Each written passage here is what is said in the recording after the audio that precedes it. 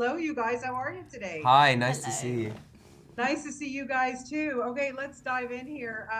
Jesse, really, you're truly a force of nature in this series, and I wanted to ask you, what excited you most about taking Alina and then just going there for season two? Because it's a darker, I think, this time around, huh? Yeah, there's a lot of heavy stuff going on for poor Alina.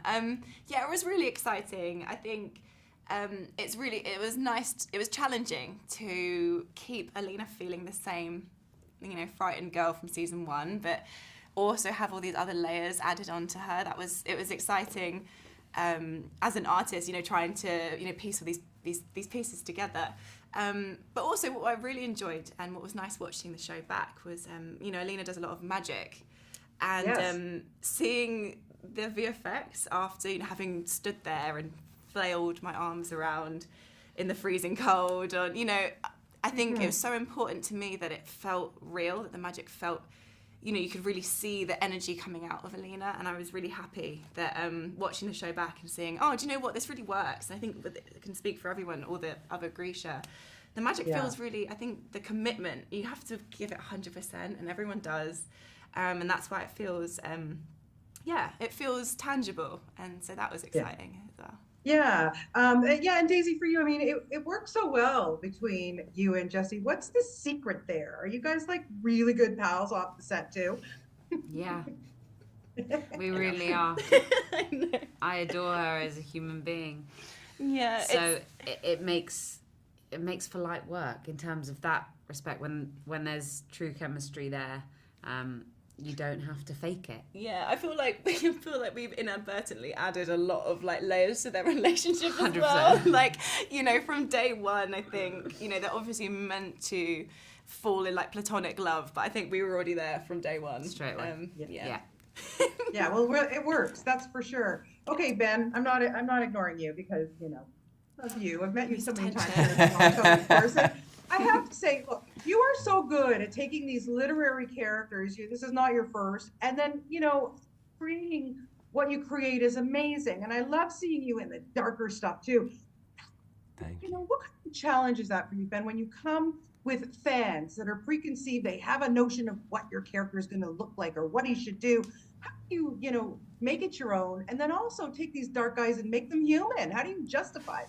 So double-edged question there. Yeah, I mean, I think the first part is that it's exciting to me to find the balance of finding the things that are on the page that I love. I had a list this season of 10 lines that the Darkling says in the books that I hadn't said in season one, that I was adamant would be squeezed somewhere into the second season, and we got them all in, even though that some of them were like had to shift the context a little bit.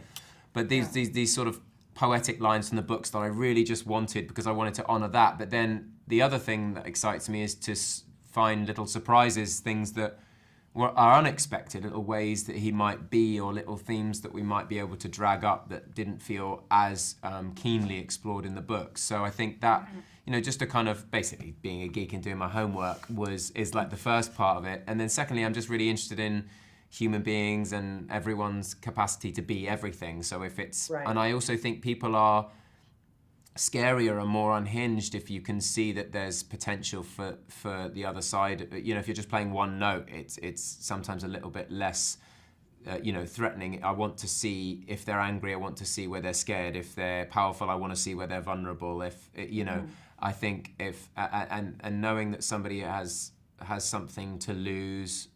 I think, which obviously makes us all human, I think makes for more kind of interesting characters even as villains. So my job is to try and understand those motivations, even if they're nothing that I could condone in any real world. I have to try and put those boots on.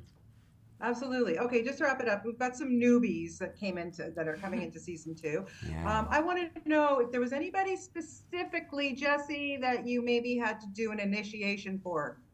Yeah, I actually, an initiation. Well, I mean, I met Paddy in the chemistry reads, and, I'd met a couple of other actors prior to, I think he was like the last one of the day, and lots of wonderful actors doing great performances. But as soon as Paddy was on that, it was on Zoom, I just thought, this guy. Because one thing that really stood out to me was This guy. I knew as well it was really important that whoever got the part for Nikolai needed to get on well with Archie, who plays Mel. And just immediately through the screen, I just picked up on that Paddy, because I mean, those two are just an absolute little, Double act, troublemakers. So yeah, it was really exciting having Paddy join our little Shadow and Bone gang. So yeah. Yeah.